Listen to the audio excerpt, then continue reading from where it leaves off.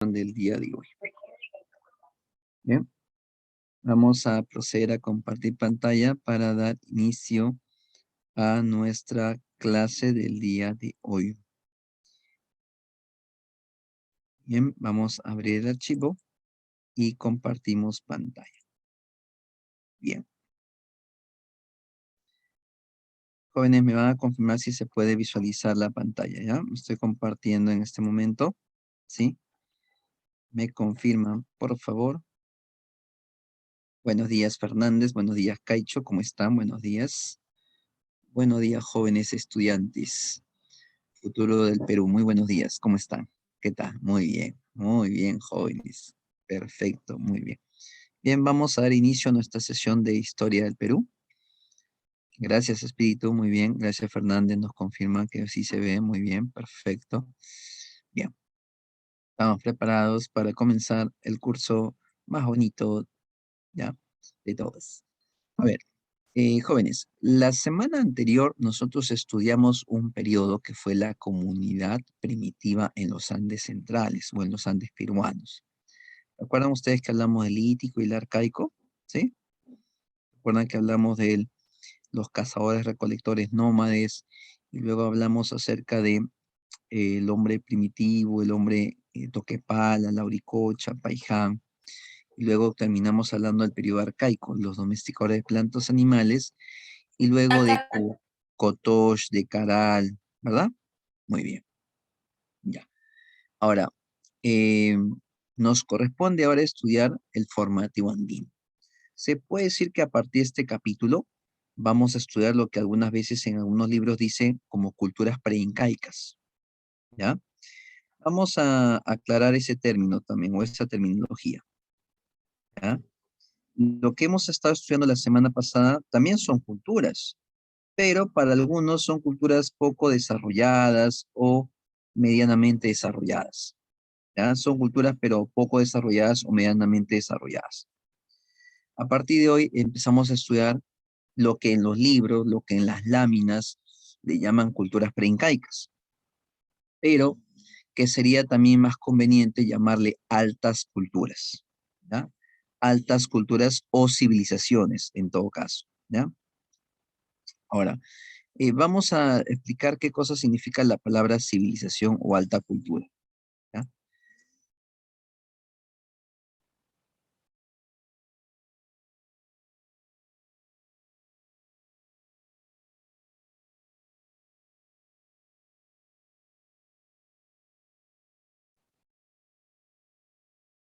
La palabra civilización, jóvenes,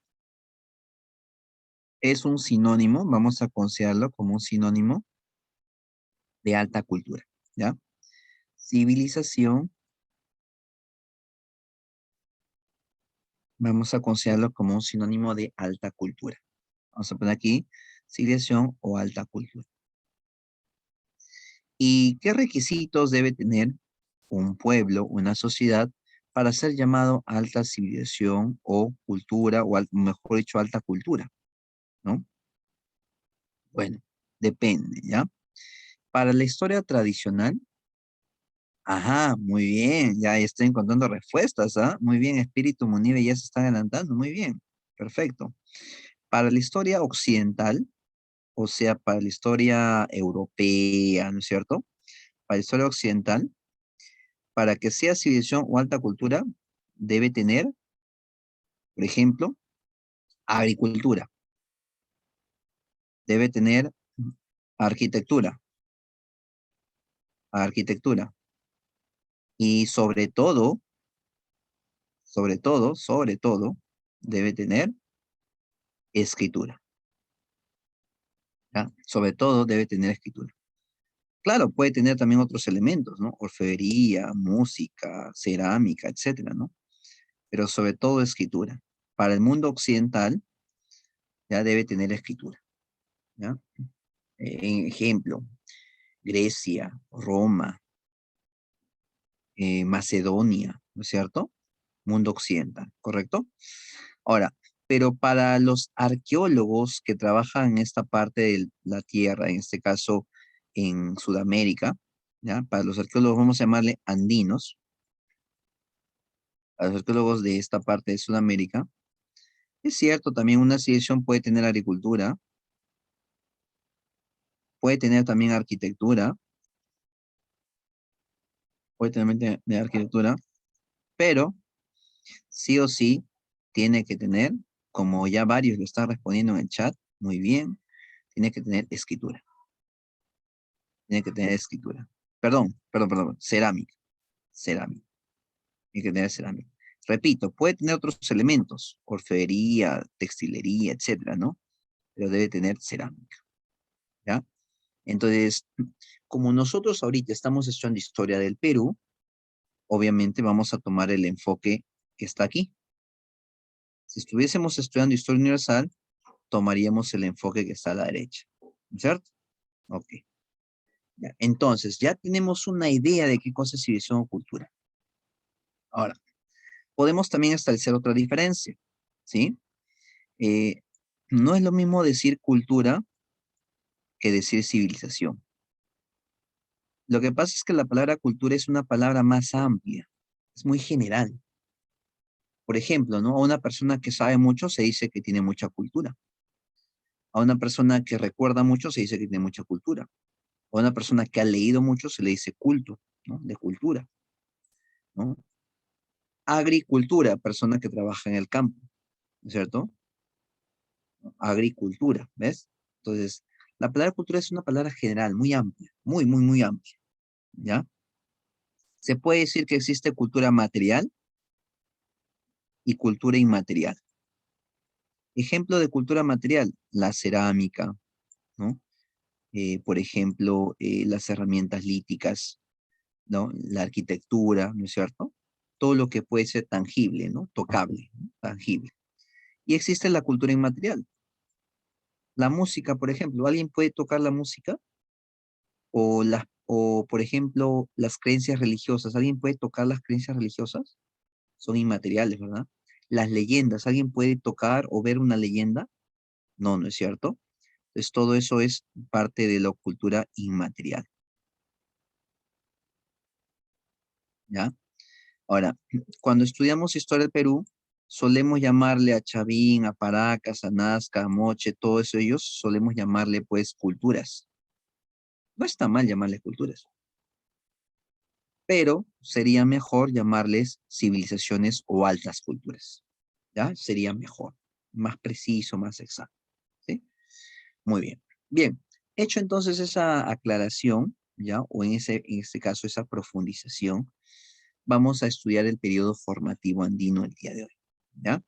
Mira, aquí tenemos una cabeza clava que se encuentra en Ancash, en el templo de Chavín de Huántar, ¿no? En la provincia de Huari, en el departamento o región de Ancash. La única cabeza clava que se encuentra empotrada, que se encuentra clavada, que se encuentra, ¿no? Por así decirlo, ¿no? Como parte de la pared del templo de Chavín, la única. Todas las demás ya no están. Algunas se encontraron pues en excavaciones, otras se encuentran en museos. Justamente muy cerca al templo de Chavín de Huántar hay un museo que ha sido financiado por fundaciones extranjeras, ¿no? Y donde se pueden encontrar restos de cerámica, restos líticos de Chavín de Huántar. Y a la derecha tenemos un fardo funerario. Todo esto se llama fardo funerario, ¿ya? Y este fardo funerario es típico de la cultura Paracas. Es típico de la cultura Paracas, ¿no? ¿Por qué le llaman fardo? Fardo es un conjunto de telas. No sé si alguna vez tú has ido a comprar a Gamarra o has escuchado en Gamarra que compran las telas por fardos, ¿no? Por paquetes, ¿no? Por montones, ¿no? Esos son fardos, ¿ya? Pero es un fardo funerario. ¿Por qué funerario? Porque está realizado en un entierro, en un contexto de un entierro, ¿no es cierto? Ahora, lo curioso de este entierro es que el muerto está sentado en postura fetal, ¿no? Con las rodillas o con las extremidades inferiores inclinadas, ¿no? Y las rodillas casi acercándose al mentón, ¿no? Luego está en una canastilla y está cubierto de diferentes telas. Ojo, telas finas, telas delgadas, ¿no? Y polícromas, ¿ya? Entonces, eso es en este caso lo llamativo de Paracas, ¿no? Bien, vamos a conocer qué cosa es el formativo andino. Analicemos primero el título, formativo, y la palabra andino. Andino hace alusión al territorio de los Andes. Ustedes saben que la cordillera de los Andes abarca parte de Venezuela, Colombia, Ecuador, cruza Perú, pasa Bolivia y sirve de frontera entre Chile y Argentina, ¿correcto? Ya. Ahora, recuerda pues que cuando hablamos de los Andes, no hablamos solamente de sierra, hablamos de la parte occidental, que es la costa, y hablamos también de la parte oriental, que es la selva, ¿ya? Ojo con eso. Ahora, los arqueólogos en el Perú han creado un término llamado formativo. ¿Por qué le han llamado así? Mira, la palabra formativo, ¿no? Tiene como raíz la palabra form, que viene, ¿no? De formar. Entonces, para los arqueólogos, por lo menos peruanos, el formativo es un periodo donde se va a formar algo. ¿Qué se van a formar? Las primeras civilizaciones o altas culturas. Pero hay excepciones. ¿Como cuáles? Como las que se formaron en la clase pasada, en el periodo anterior. ¿Te acuerdas tú que en el periodo anterior estuvimos, por ejemplo, hablando de Kotosh, hablando de Bandurria o Áspero, o más recordado, Caral? ¿Te acuerdas de Caral? Entonces, Caral, Kotosh, son civilizaciones, son sociedades que ya existen antes del formativo, ¿ya? Claro que no están muy avanzadas, muy desarrolladas, tienen todavía algunos elementos que les hace falta. Por ejemplo, Caral ni Kotosh tienen cerámica, por ejemplo. Ni Caral, ni Kotosh, ni Bandurria, ni Áspero tienen cerámica. Pero, a pesar que no tienen cerámica, son llamadas civilizaciones. Y surgieron un periodo antes, en la clase anterior, cuando estudiamos nosotros el arcaico superior y el arcaico final, ¿ya? Pero si imaginariamente desaparecemos a Kotosh, o a Áspero, o a Bandurria, o a Caral, en el formativo andino se formaron todas las demás civilizaciones. Las primeras, por supuesto, ¿no? O en todo caso, las segundas, ¿no? Entonces, podemos decir que el formativo es el periodo donde se forman las primeras civilizaciones, excepto Caral, excepto Kotosh, ¿no? Muy bien, entonces, eso para poder entender el término. Ahora, algo que es muy importante también para entender la historia peruana es conocer un poco de cronología, ¿ya? Y hay dos periodificaciones que nos dividen la historia de las altas culturas preincaicas en el Perú, ¿ya? Son dos periodificaciones. Y para ello necesito que utilicemos como medio didáctico tu mano, ¿ya? Préstanos tu manito, haz así tu manito, ¿está bien? Ahora, ¿qué ocurre? Eh, Depende, ¿no? Hay dos periodificaciones. Una de ellas es según John Rowe, y ya vino en examen de admisión de San Marcos hace algún tiempo atrás. John Rowe es norteamericano, ya estudioso de cerámica, estudioso de cultura, estudioso de cultura y cerámica andina, ya, hace muchísimos años atrás. Y John Rowe, norteamericano, estadounidense, dice lo siguiente, ¿no? Dice que en el Perú hay tres periodos de las altas culturas, tres periodos. Bueno, tres periodos macro, ¿no? Él habla, por ejemplo, primero dice, ¿ya? Hay un inicial, periodo inicial.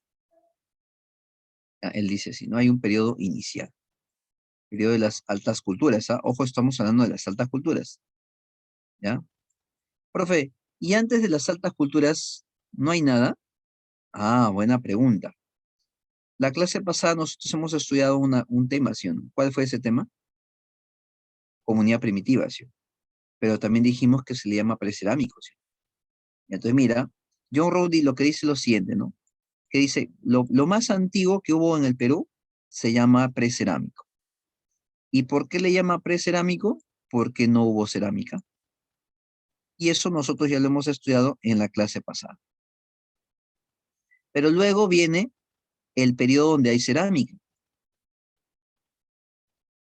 Y según John Rowe, el primer periodo donde hay cerámica se llama periodo inicial. Y John Rowe dice que después de este periodo inicial, en el Perú, vamos a encontrar dos tipos de culturas. Las culturas horizontes y las culturas intermedios. Eso es lo que nos dice John Rowe. Y es ahí donde voy a pedir tu mano, ¿ya? Eh, Metafóricamente, ¿no? A ver, entonces, si tú abres tu mano, mira, y doblas estos dos dedos, te quedan tres aquí, ¿sí? El de inicio, el del medio y el final, ¿correcto? Ya, estos tres periodos le vamos a llamar horizontes y a estos dos intermedios. A estos tres horizontes y estos dos intermedios. ¿Está bien? Entonces, mira, si yo lo junto, ¿ya? Sería la secuencia como la voy a escribir aquí. Primero, horizonte. Horizonte, ¿ya? Inicial. O también llamado horizonte temprano. ¿Ya? Horizonte inicial o también llamado horizonte temprano. Ese sería este primer dedo. Luego viene este dedo, ¿no? Que sería el periodo intermedio temprano. Voy a escribir aquí, intermedio temprano. Intermedio temprano. Luego sería el tercer dedo, que sería el horizonte medio. El horizonte medio. Quiero que te des cuenta que se van alternando, ¿ya? Horizonte, intermedio, horizonte. Horizonte, intermedio, horizonte. Luego viene otra vez intermedio, luego otra vez horizonte. ¿Ya? Se alterna. Entonces, o intermedio temprano, el del medio era el horizonte medio, ¿ya? Luego el intermedio tardío y finalmente el horizonte tardío, ¿ya?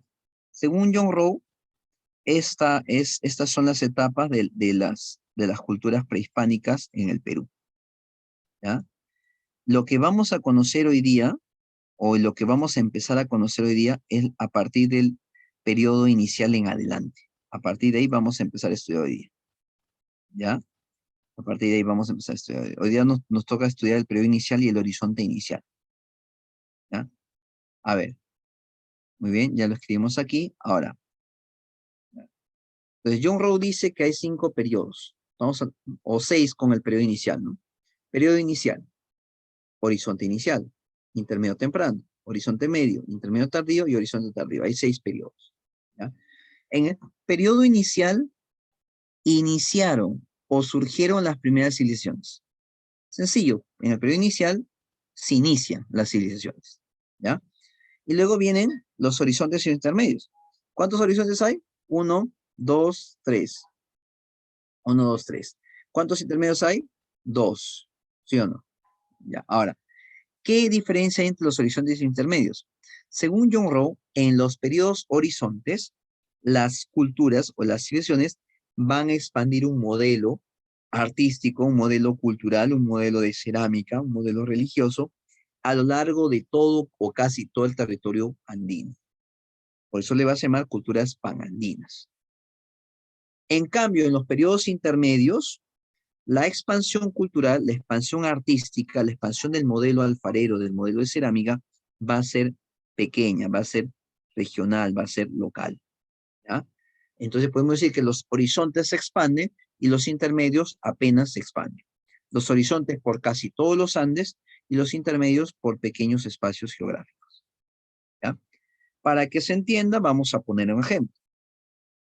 ¿Cuál es la cultura, según John Rowe, que es el horizonte inicial? Es decir, que es la primera en expandir su modelo artístico, su modelo religioso, su modelo de cerámica. Jóvenes, esa cultura es Chavín. Le voy a poner acá Che de Chavín. Pero no es la única. Paracas también. Entonces voy a ponerle acá Pa. Chavín y Paracas. Chapa. ¿Está bien? Ahora, de las dos, ya sabemos que Chavín es la que realmente se expande, ¿no? Paracas no se expande. Chavín es realmente la cultura horizonte, o sea, la cultura que alcanza su expansión, ¿sí?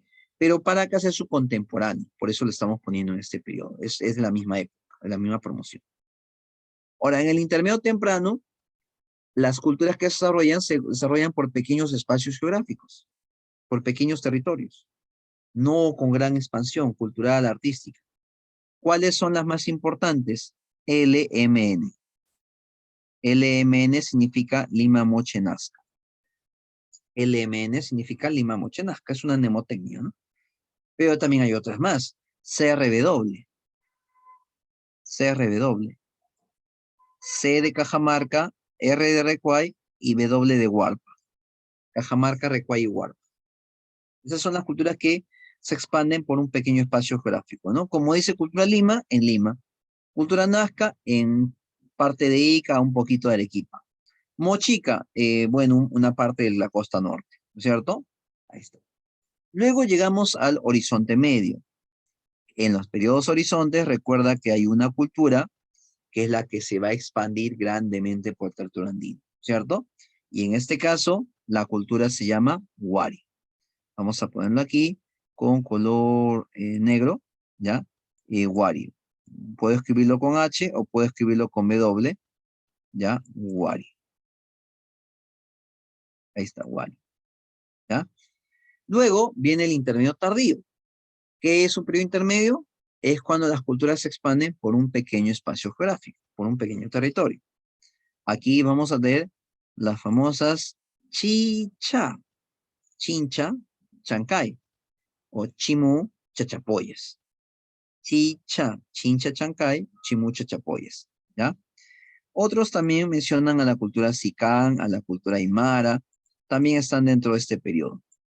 ¿Está bien? Ahí está. Y luego tenemos el último periodo, que es el horizonte tardío, ¿ya? Ahora, cabe señalar que en el intermedio tardío ya está surgiendo la cultura cusqueña o cultura incaica, pero la cultura incaica en el horizonte tardío es que logra su máxima expansión. Entonces vamos a decir que el horizonte tardío son los incas, o mejor dicho, el imperio incaico, el Tahuantinsuyo. ¿Ya? Pero resumiendo esta explicación, podemos decir que hay un periodo inicial donde surgen las primeras civilizaciones y luego vienen los horizontes y los intermedios. Los horizontes, una cultura hegemoniza, expande su modelo. Intermedios, poquitas culturas. Horizontes, una cultura hegemoniza. Intermedios, poquitas culturas. Horizontes, una cultura hegemoniza. Intermedio, poquitas culturas, ¿no? Esa es la dinámica que se va a desarrollar según John Rowe. ¿Está bien? Ahora, profesor, pero en la clase del día de hoy dice claramente formativo andino, profesor. Y por acá yo no veo en ningún lado la palabra formativo andino. Usted ha dicho, profesor, que la clase pasada hemos hecho precerámico. Ya, es cierto. Profesor, ¿y formativo andino dónde está? Buena pregunta. Lo que ocurre es lo siguiente. Lo que voy a encerrar con color anaranjadito es lo que vamos a estudiar el día de hoy. Lo que John Rowe llamaría periodo inicial, o lo que John Rowe llamaría el horizonte inicial. Profesor, entonces vamos a estudiar el periodo inicial y el horizonte inicial. Sí, vamos a estudiar eso. Profesor, pero en el título de la clase decía formativo andino. Muy buena observación. Lo que pasa es que formativo andino es un concepto que trabajan otros investigadores. Ahorita yo te he hablado de la clasificación de John Rowe, ¿sí? Pero nos falta hablar de otra clasificación. ¿Te acuerdas que te dije que habían dos clasificaciones? Ya. Entonces nos falta hablar de la otra clasificación. ¿Y quién hace esa otra clasificación? Luis Guillermo Lumbreras, un arqueólogo ayacuchano, peruano, hace esa otra clasificación. Y es parecida a esto, parecida. No es igual, parecida. ¿Por qué se parece? Porque en este caso, si hacemos una comparación, ¿ya? Y aquí lo voy a poner en el otro, a ver, aquí lo voy a poner, a ver, eh, si hacemos una comparación, por ejemplo, ¿no? ¿Ya? Vamos a enumerar, ¿ya? Lo que John Rowe llama precerámico, nosotros lo hemos estudiado en la clase pasada como comunidad primitiva. ¿Está bien? Ahora, lo que John Rowe llama periodo inicial, que estoy poniéndole número 1, y horizonte inicial, que estoy poniendo número 2, lo que John Rowe llama 1 y 2, Lumbreras llama formativo andino. Acá le voy a poner 1 y 2. Lo que John Rowe llama intermedio temprano, ¿ya? Intermedio temprano, que le voy a poner acá número 3. Lumbreras le llama primer desarrollo regional. Acá le voy a poner número 3. Lo que John Rowe llama horizonte medio, ¿ya? Voy a poner acá número 4. Lumbreras habla del primer imperio pangandino Wari. Ya, acá le voy a poner el número 4. Lo que John Rowe llama intermedio tardío, acá le voy a poner 5. Lumbreras le llama segundo desarrollo regionales, acá le voy a poner 5. Lo que John Rowe llama horizonte tardío, o sea, el Tahuantinsuyo, le voy a poner 6. Lumbreras le llama segundo imperio pangandino, acá le voy a poner 6. ¿Te has dado cuenta que son muy parecidas? ¿Sí? Pero, profe, pero cambia el nombre, obvio. ¿Y por qué cambia el nombre, profe? Eso, a ver, John Rowe decía horizontes e intermedios. Horizontes, una cultura hegemoniza y expande un modelo. Intermedios son poquitas culturas. Pero, profesor, Lumbreras trabaja con otros nombres. Formativo, desarrollo regional, imperio. ¿Qué es eso, profesor? Formativo andino, periodo donde se forman las civilizaciones. Hasta ahí nada difícil. Los primeros estados teocráticos, ¿no? Profesor, y luego viene desarrollo regional, imperio, ¿qué es eso? Mira, eso es más fácil. Si te das cuenta, primer desarrollo regional, primer imperio. Segundo desarrollo regional, segundo imperio. ¿Te das cuenta? Como que se duplica la secuencia, ¿sí? Mira, lo voy a resaltar con color amarillo, ¿no? Acá dice imperio, no, primer desarrollo regional, imperio. Y aquí dice segundo desarrollo regional, segundo imperio, paganino. ¿Sí? Se duplica. O sea, es fácil de retener. ¿Ya? Es fácil de... Ya, pero ¿por qué Lumbreras le llama desarrollo regionales o imperios? Lo que pasa es que Lumbreras se concentra más en lo económico, social y político. Profesor en castellano, por favor. Es un desarrollo regional. Es un periodo donde hay varios estados. Por eso dice regional. Varios estados que se expanden. Regional. Cada uno por una determinada parte o región. ¿Ah? ¿No? Entonces, en base a su modelo económico, su modelo político, su modelo cultural. En cambio, cuando dice primer imperio panandino, un estado va a absorber o va a conquistar a los demás estados.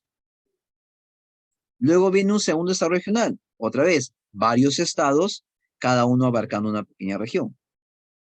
Y luego viene el segundo imperio panandino, donde un estado va a absorber o va a conquistar a los otros estados.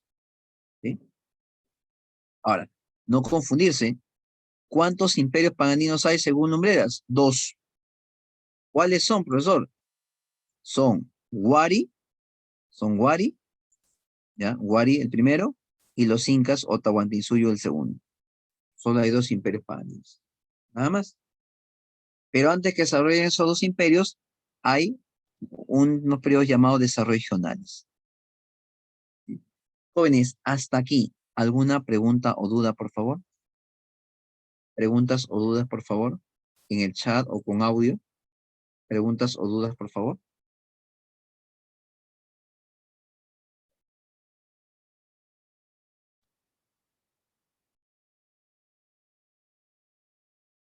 ¿Ninguna?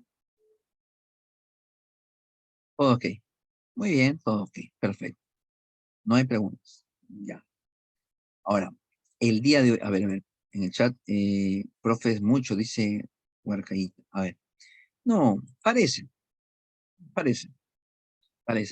Sí, mira, ¿cuál es el nombre que usan más? Ah, buena pregunta, buena pregunta. Generalmente, San Marcos utiliza más la periodificación umbreras, o sea, los nombres que están en rojo, los nombres que están en rojo, los nombres que están en rojo, es lo que utiliza más San Marcos, es lo que utiliza más San Marcos, ¿ya?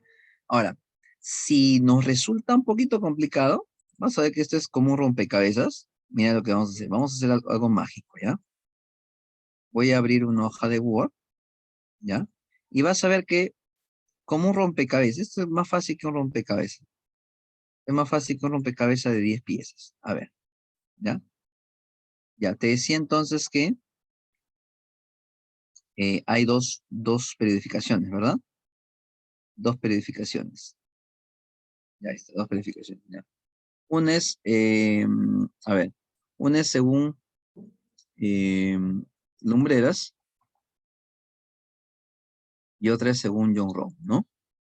La de Lumbreras toma en cuenta aspectos económicos, sociales y políticos. La de John Rowe, aspectos culturales, ¿no? O cerámica, ¿no? Ya, mira, facilito. A ver, clase pasada. Lumbreras nos hablaba de comunidad primitiva. John Rowe le llama precerámico. Es lo mismo. ¿Te acuerdas lo que estudiamos? Esto es lo que estudiamos la semana pasada. Para que recuerdes, aquí estaba el lítico, el arcaico inicial, el arcaico final. Ya está.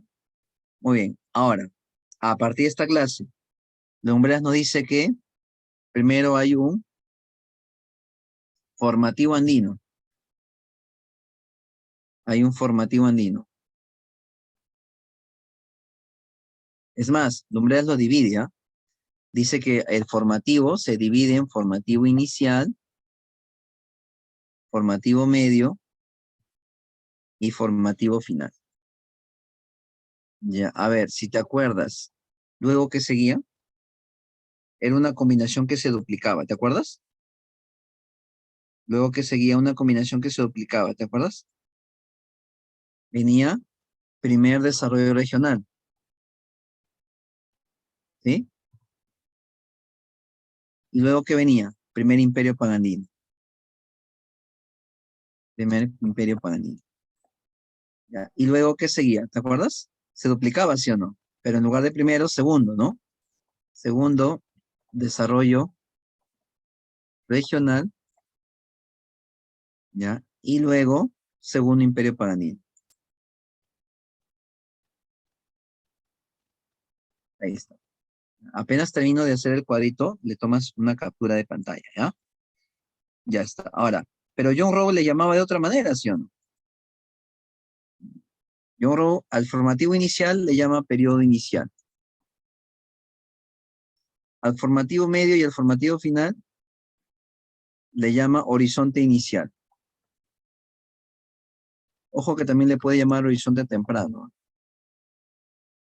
Ya, luego, ¿te acuerdas los dedos? La combinación. Horizonte, intermedio, horizonte, intermedio, horizonte. ¿Sí o no? Luego viene el intermedio temprano. Luego viene el horizonte medio. No te preocupes, que terminamos esta parte y luego lo demás es divertidísimo, facilísimo. Luego viene el intermedio tardío.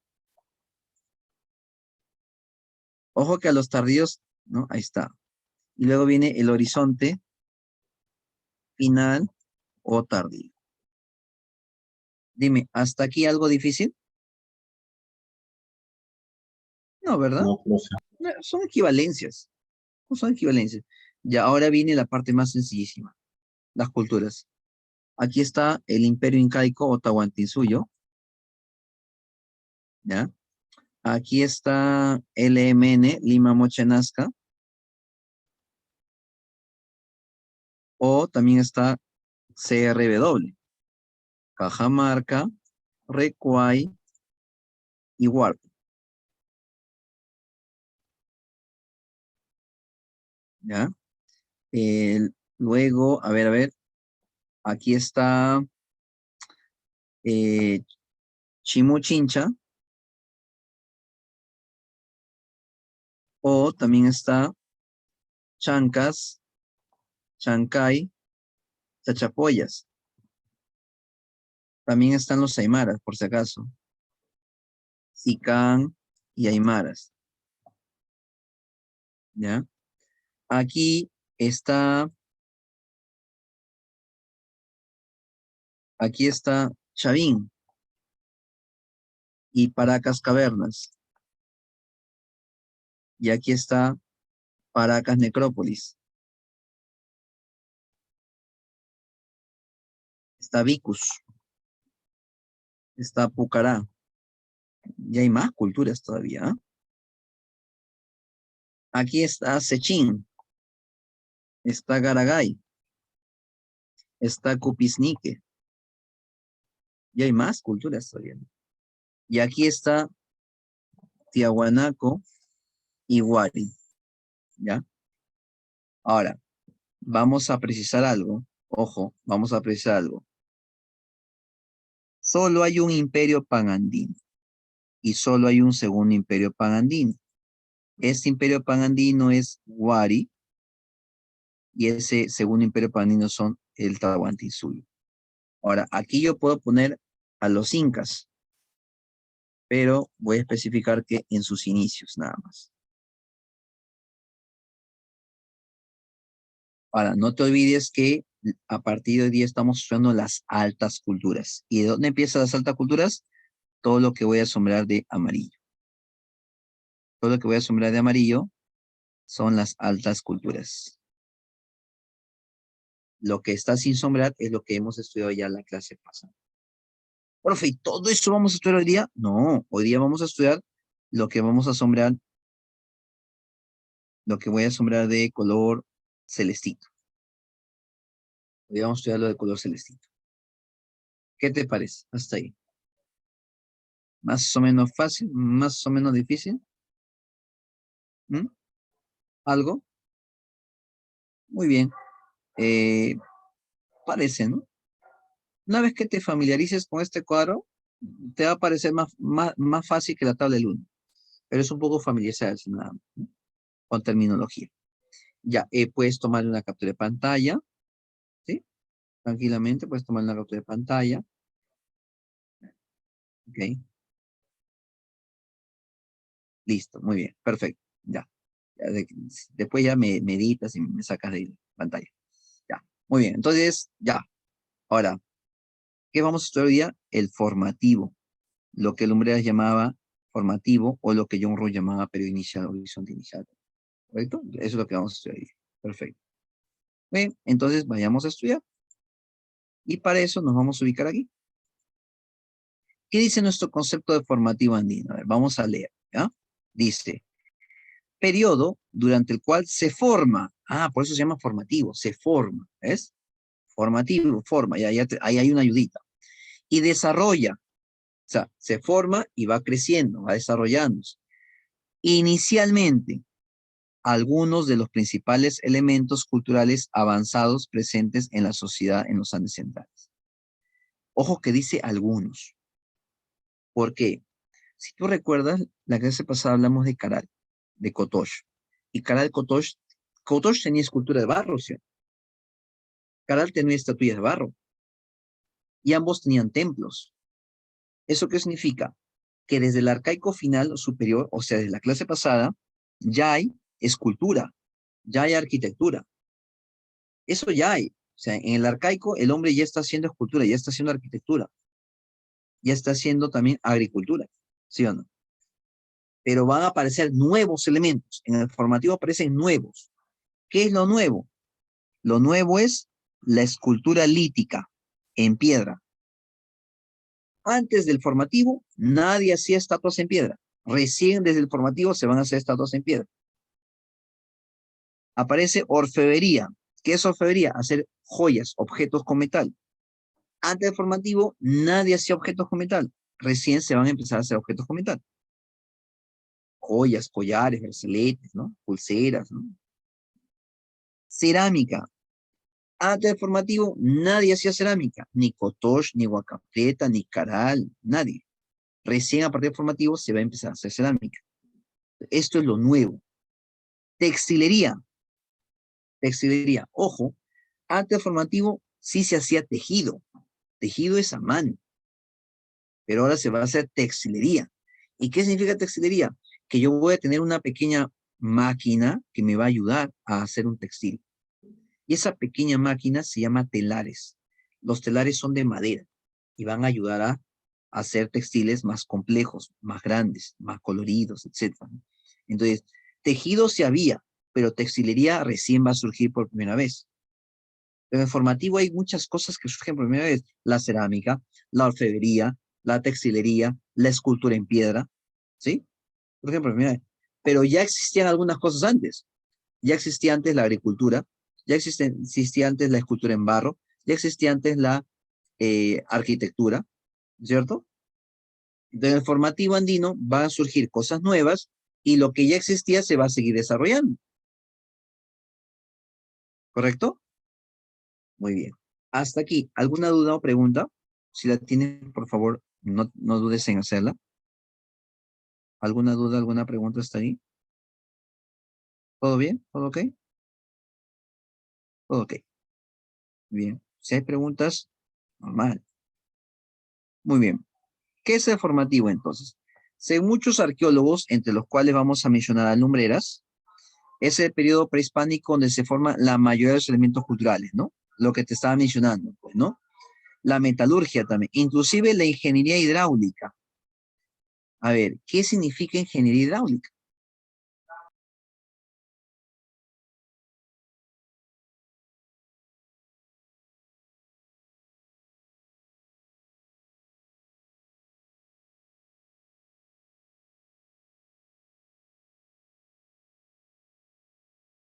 Ajá, muy bien, Vargas. Vargas contestó en el chat, muy bien. Perfecto. Ya, a ver. Decíamos que en este periodo informativo, por primera vez van a surgir los textiles que se hacen con telares, la escultura en piedra, la alfarería, la metalurgia, la ingeniería hidráulica y la cerámica, ¿no? Entre otros. Ya, muy bien. Sistema de regadío, correcto. En el formativo, antes no había. ¿Ya? Por ejemplo, en esta diapositiva, o esta imagen, tenemos aquí un canal de riego. ¿Ves aquí a la derecha un canal de riego que parece una forma de zigzag? ¿Se puede observar?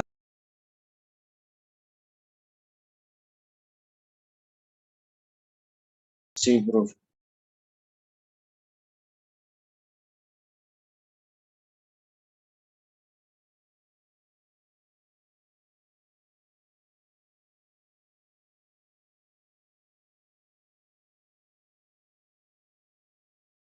Muy bien.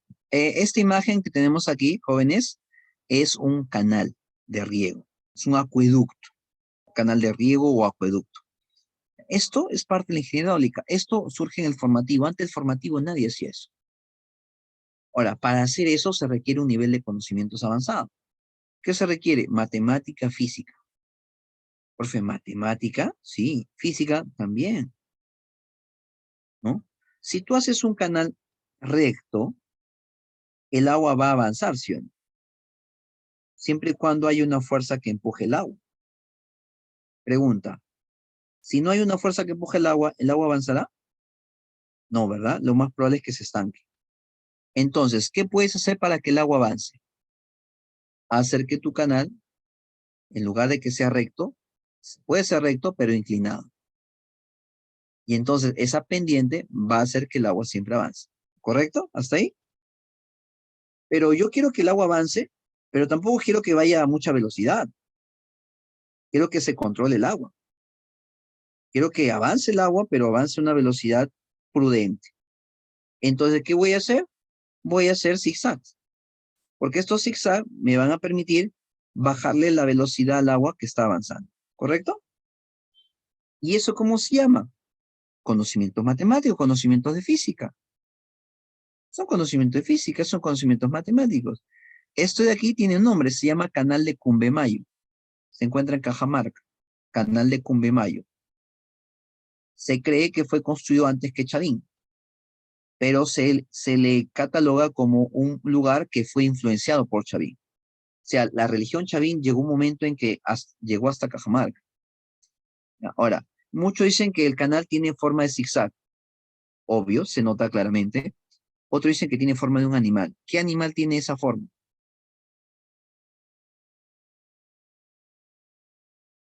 Muy bien, correcto. Las culebras, las serpientes, correcto, ¿no? Otros dicen que tiene la forma de rayo. Entonces, zigzag o rayo, ¿no? O serpiente. Y eso no lo asocias a lo religioso, ¿no? Eso no lo asocias un poco a las divinidades.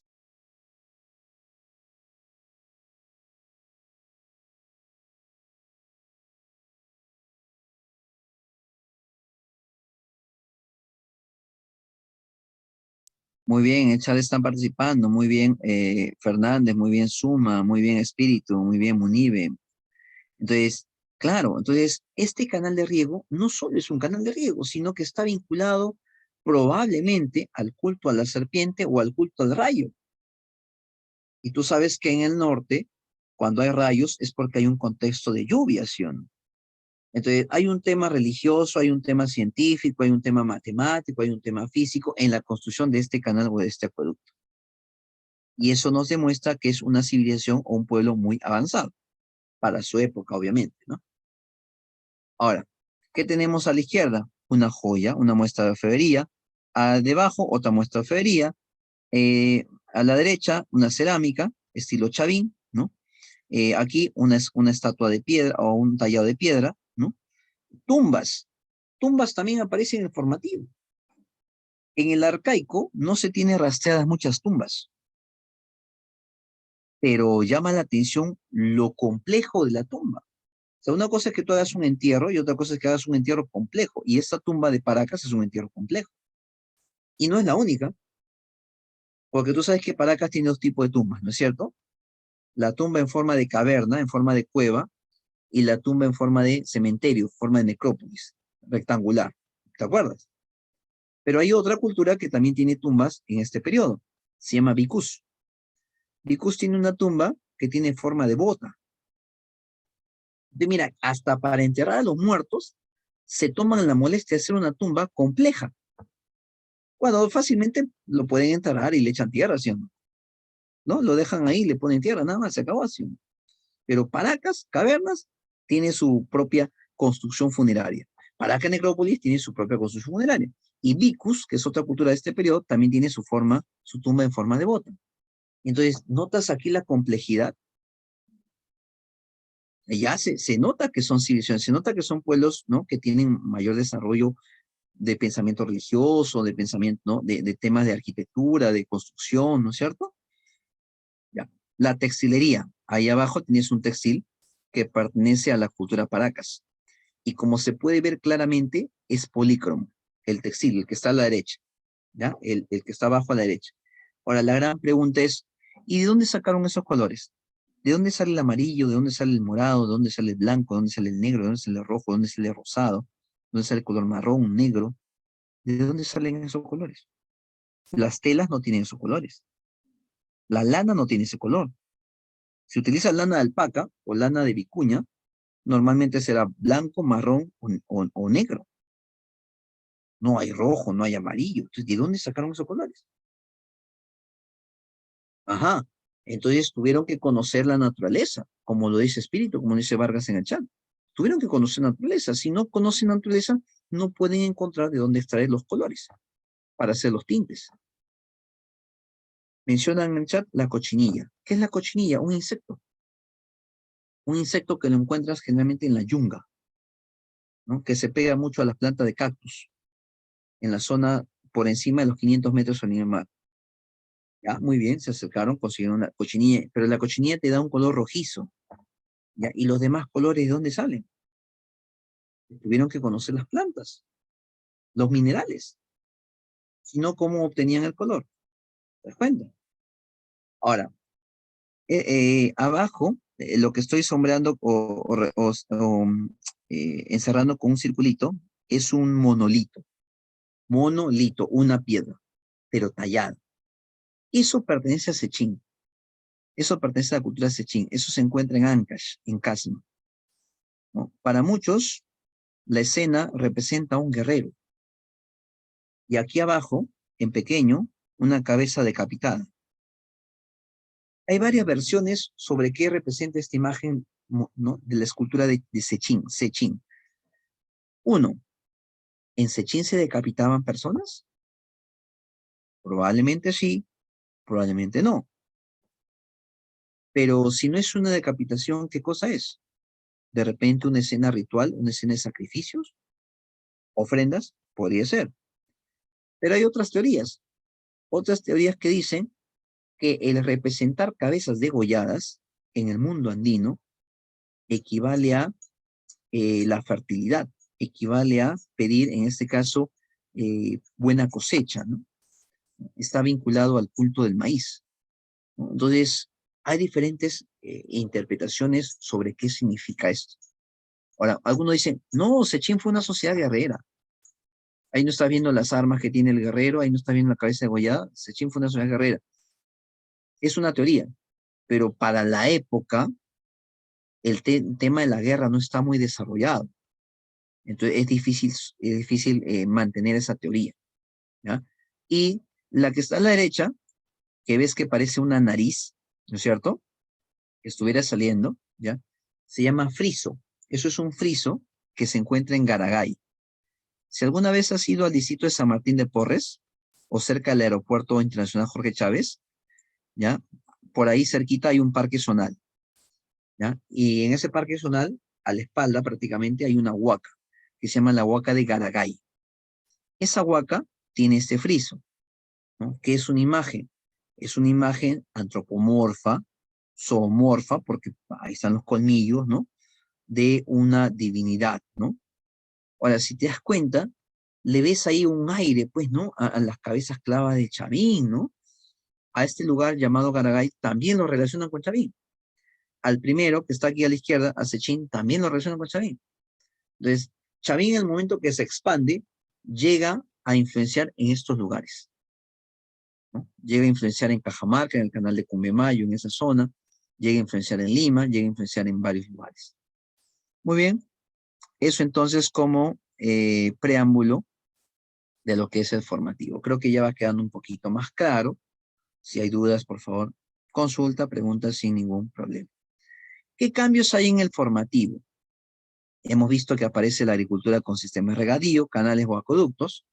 Por ejemplo, el templo de Chavín de Huanta es de esta época, del formativo. ¿Sabías tú que debajo del templo de Chavín de Huanta hay acueductos? Hay ductos y hay acueductos. ¿Ductos qué significa? No como tuberías, sino como sistema de ventilación. No sé si tú has visto en los hospitales que hay una especie de ventanillas en las partes altas, ¿no es cierto? Ya, igual. Chavín tiene sus ductos, que son para ventilación, pero también tiene sus acueductos, que son para que circule el agua. ¿Ya? Entonces, Chavín tiene acueductos, galerías subterráneas, ¿no? Que sirven para transportar el agua debajo del templo. Recuerda que Chavín era un templo, pero también era un lugar donde se distribuía el agua. ¿Ya? Yo le digo que era una especie de Sedapal antiguo.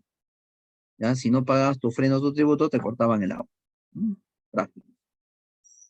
¿Hay especialización en artesanías? Sí, estamos viendo que hay cerámica, que hay orfebrería, que hay metalurgia, que hay litroescultura, que hay textilería, hay especialización en cerámica. Existe la teocracia. ¿Qué significa teocracia? Teo, Dios. Cracia, poder o gobierno. Gobierno de Dios. Pero en realidad ese gobierno de Dios lo ejercen los astrónomos sacerdotes. En la época del formativo son los astrónomos sacerdotes los que dirigen la sociedad, los que gobiernan, ¿no? Los que controlan el tema del agua, el tema de las ofrendas, los tributos y todo eso, ¿ya? Se acentúa la diferenciación o las divisiones sociales y empieza a desarrollarse la artesanía, especialmente la alfarería o cerámica. Algo también muy curioso que vamos a ver en el formativo es que los templos van a tener forma de U, pero esta U casi siempre está mirando al este, a la selva. ¿Por qué será, no? ¿Por qué será? ¿No? ¿Por qué el templo tiene forma de U y siempre esa U está mirando hacia la selva? Algún motivo de tener. Y la explicación más racional que dan los arqueólogos es que por el este, aparentemente, se levanta el sol, ¿cierto? Por el este, aparentemente, se levanta el sol, ¿no? Y entonces es una forma de dirigir el culto hacia el sol en el oriente, ¿cierto?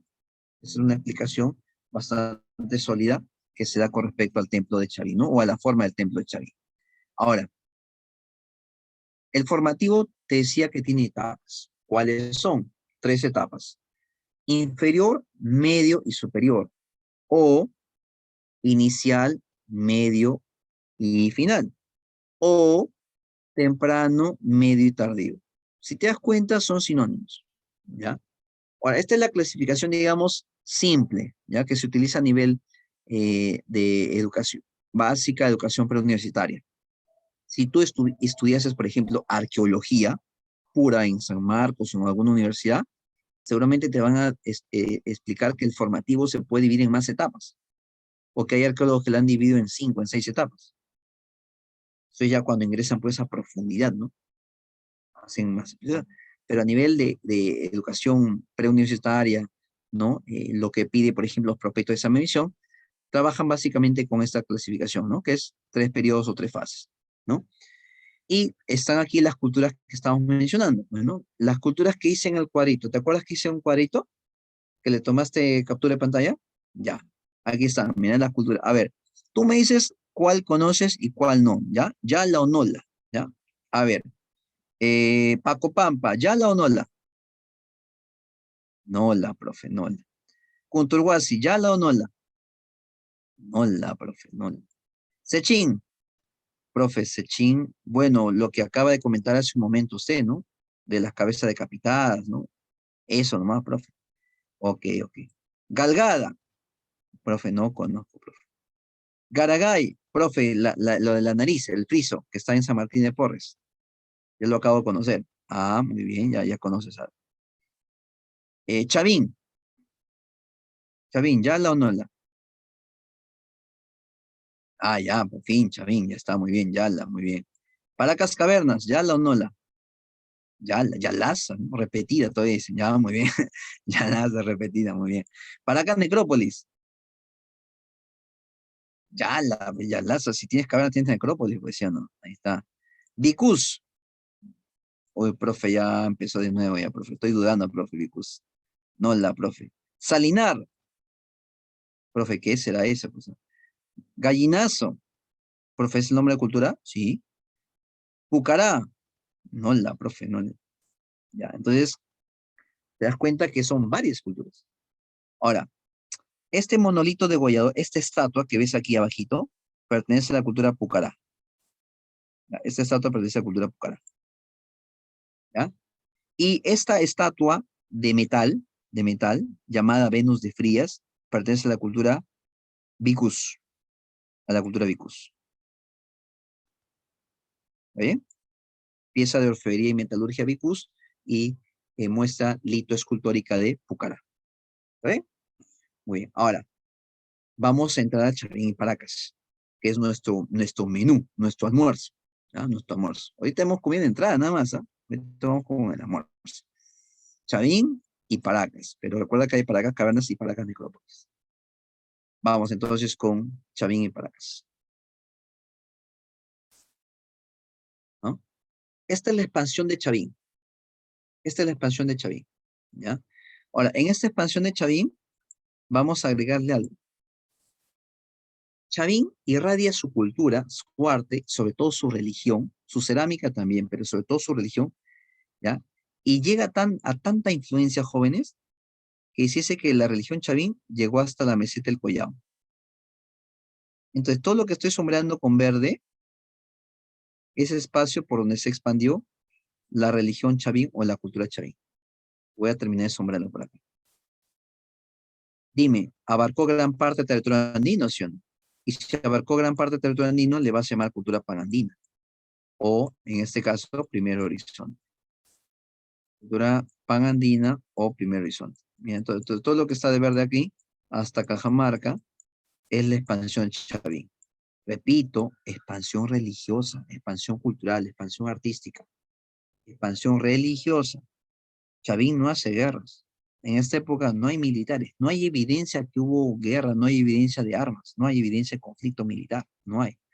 Chavín es un estado teocrático, Chavín es una religión, Chavín es un estado que se vuelve famoso en todo el Ande, en todo el territorio parandino.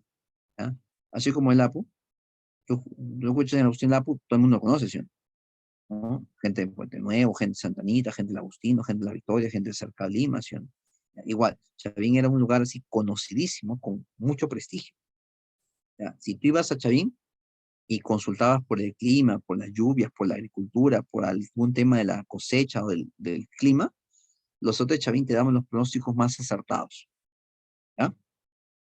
Ahora, ya, entonces todo esto es la expansión de Chavín. Empecemos entonces a estudiar a Chavín. Chavín se encuentra entre dos ríos. en el cruce de dos ríos, el Mosna y el Huachexa, en la provincia de Huari, Callejón de Conchucos, región de Ancash. Fue descubierto en 1919 por Julio César Tello, ¿ya? Se calcula que Chavín está exactamente a 7 días de camino de la playa. Si tú caminas hacia el oeste a 7 días, llegas al mar. Y si caminas 7 días hacia el este, llegas a la selva. Está en una zona céntrica. Por eso se dice que Chavín viene de la palabra quechua Chaupín.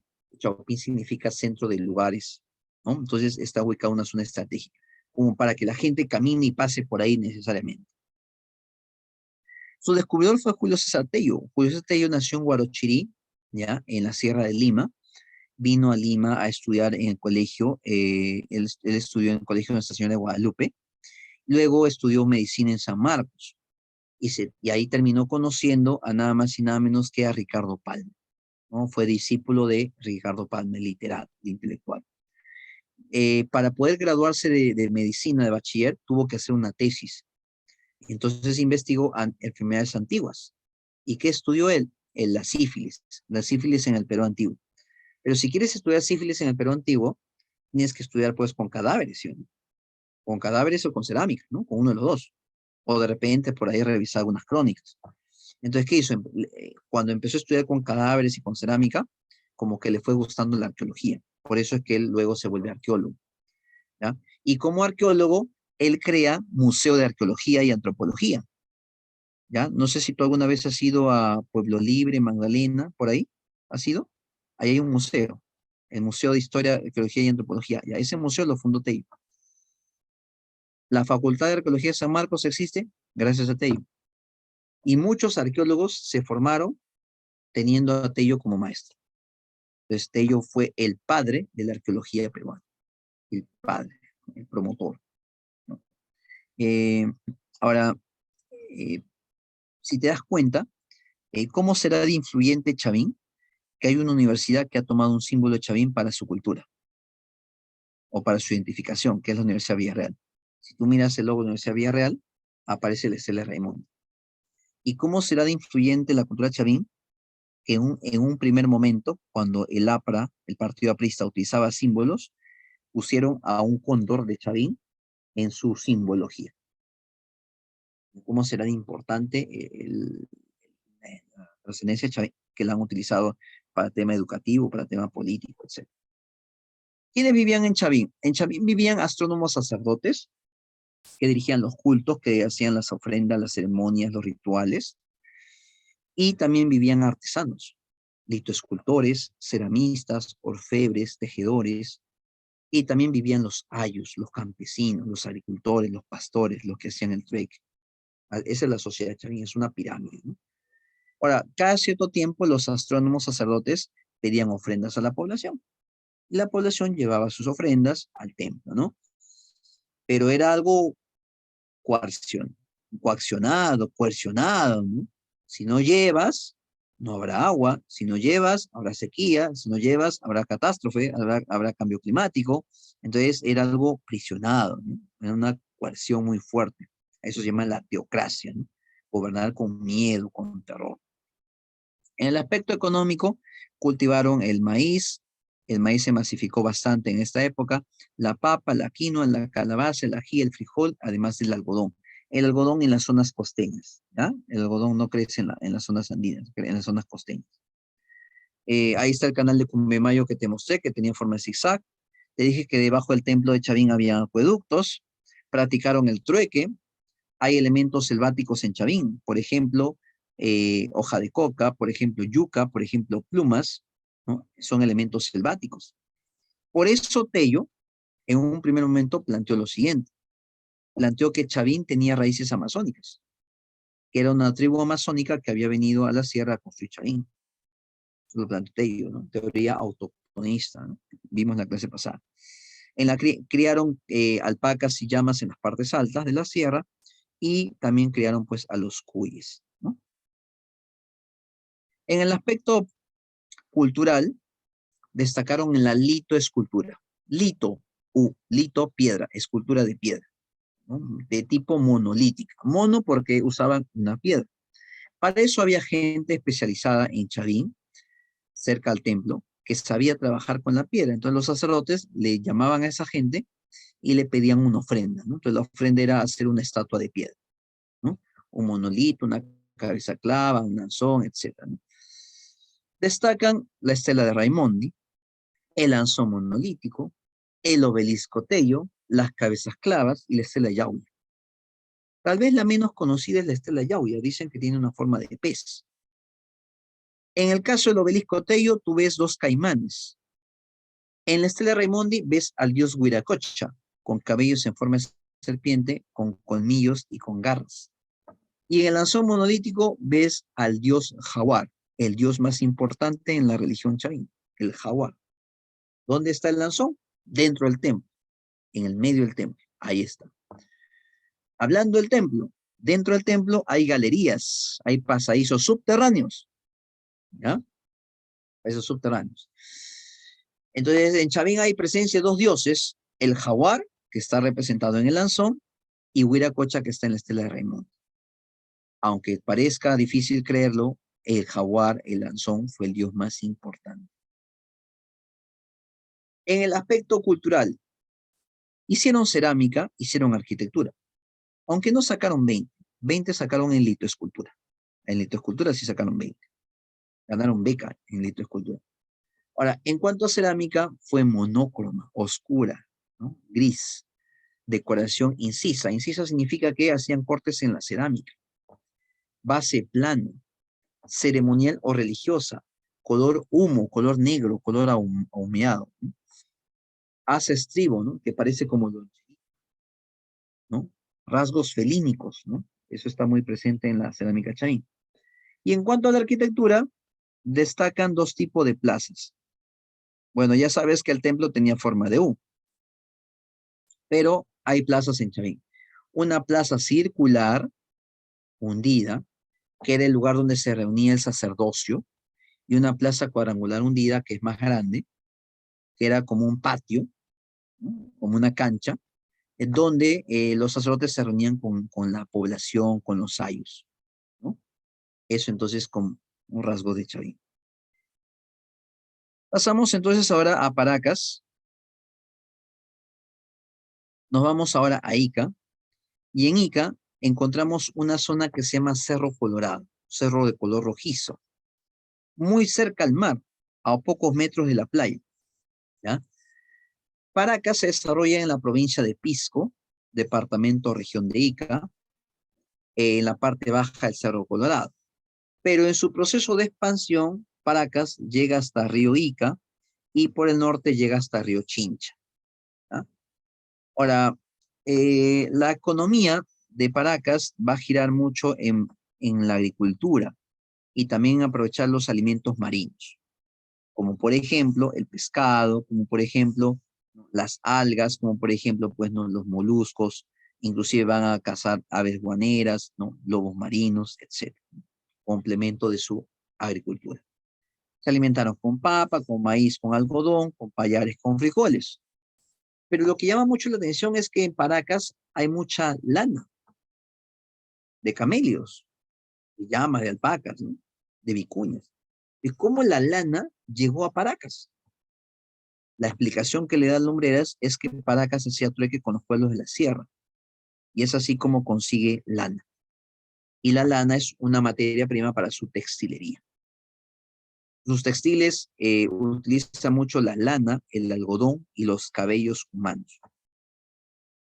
Paracas fue descubierto en 1925 por Julio César Tello, y encontró dos tipos de tumbas, una en forma de caverna, ¿no?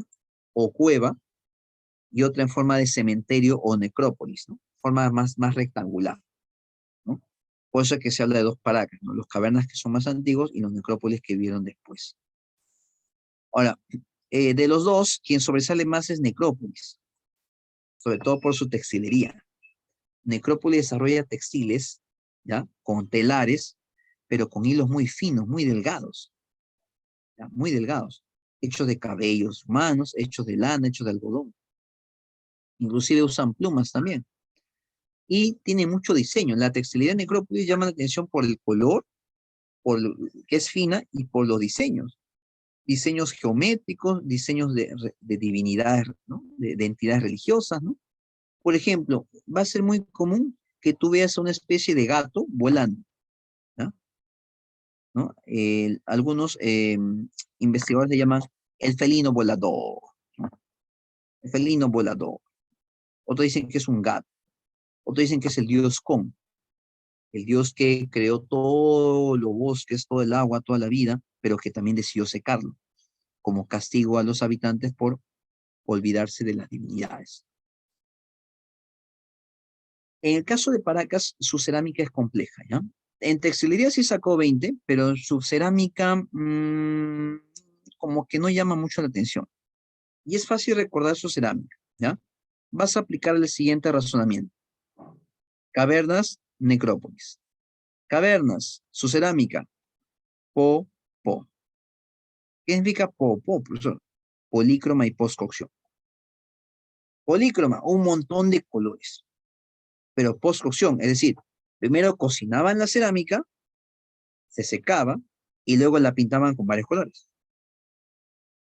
Y como es una pintura que está encima, superficialmente, esa pintura con el tiempo se va a salir más rápido. Eso se llama pintura fugitiva. Cavernas, tubo, cerámica. Postcocción, polícromo, o sea, pintura fugitiva. En otras palabras, se esforzaban tanto para pintar la cerámica para que después de unos años la pintura se salga.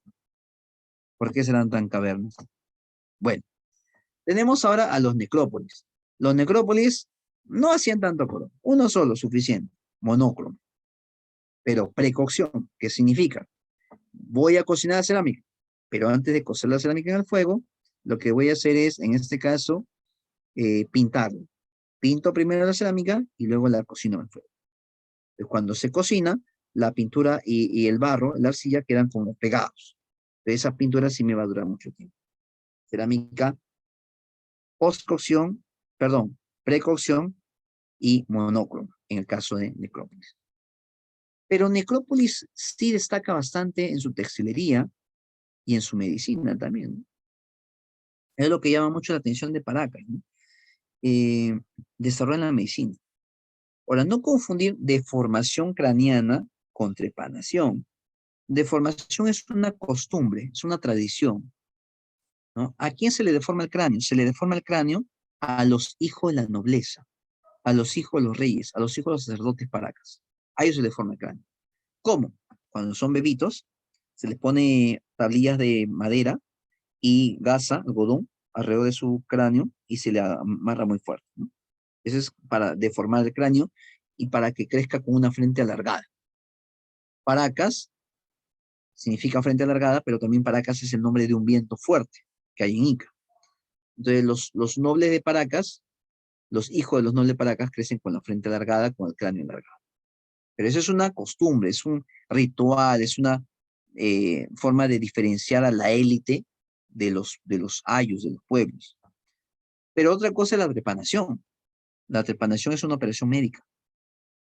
Ahí se perfora el cráneo, se hace hueco, se corta con obsidiana, con piedra filuda, ¿no? Se busca un hueso de repente resquebrajado, ¿no? Una herida, ¿no? Entonces, se busca hacer una operación. La trepanación sí requiere intervención quirúrgica, requiere uso de sedantes, de hierbas, ¿no? De medicinas, ¿no? ¿No? De brebajes, como la planta de San Pedro, como la hoja de coca. Y además requiere de asepsia, técnicas de limpieza, protocolos, limpieza de manos, desinfectar los instrumentos quirúrgicos. Si es metal, calentarlo mucho en el fuego para que mate los gérmenes, ¿no? Entonces, eso es asepsia, eso es trepanación craneana, eso es conocimiento médico, Paracas muy avanzado. Ahora, los Paracas adoraron a Con, que era una especie de felino, ¿no? Volador, pero también adoraron al mar, también adoraron a la tierra, también adoraron, ¿no? A diferentes divinidades, ¿no? Eh, y tuvieron mucho respeto a los muertos. Se llama orfismo, culto a los muertos, ¿no? Y se puede ver, pues, en el cuidado que tenían al momento de hacer los fardos funerarios, de hacer las tumbas, ¿no? De hacer las ofrendas en los fardos funerarios. Bien, jóvenes, este es entonces el temita que teníamos que ver el día de hoy. Y ahora, a continuación, te voy a mostrar el resumen que ya está en tu aula virtual y ya paso a invitar también a que puedas desarrollar tu temático el día de hoy. ¿Ya? A ver, voy a compartir nuevamente pantalla, ¿ya?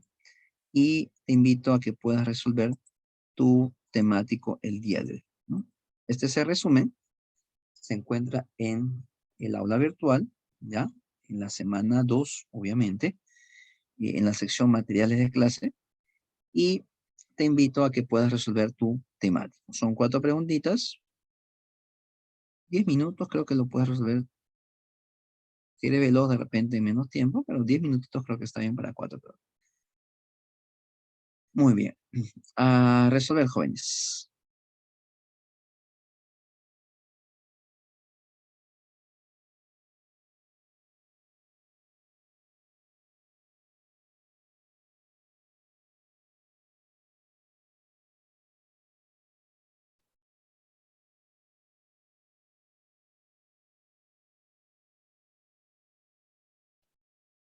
Vamos a ver quiénes están conectados. Está Vanessa, muy bien.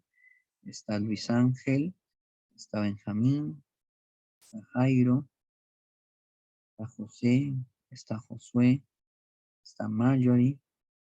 Está Marena. Saulo. Maite Cotrina. Mayao Poma. Emanuel. Tatiana. Evelyn. Casey. Mariana. Está Naomi.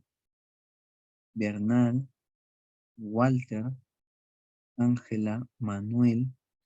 Angelina.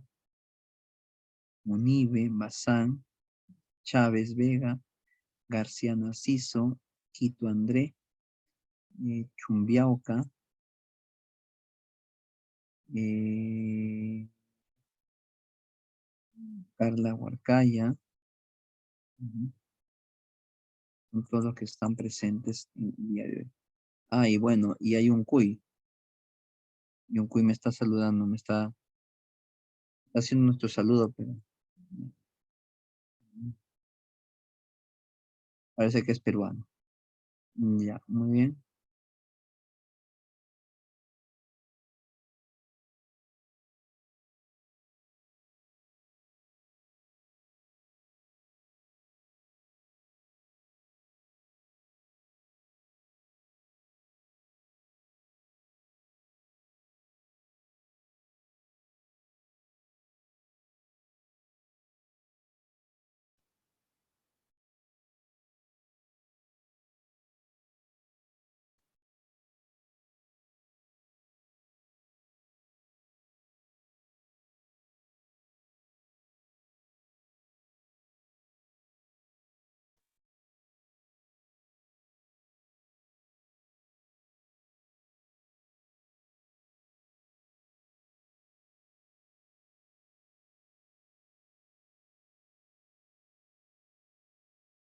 Los jóvenes van confirmando los que van terminando ya.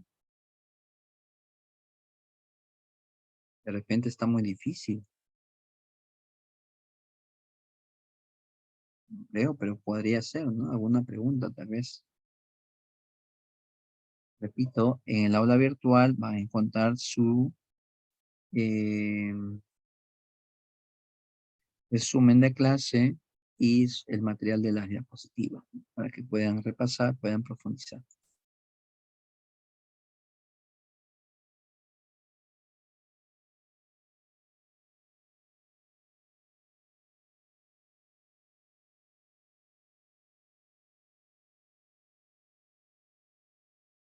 Todavía tenemos tiempo. Están dando su temático, los chicos.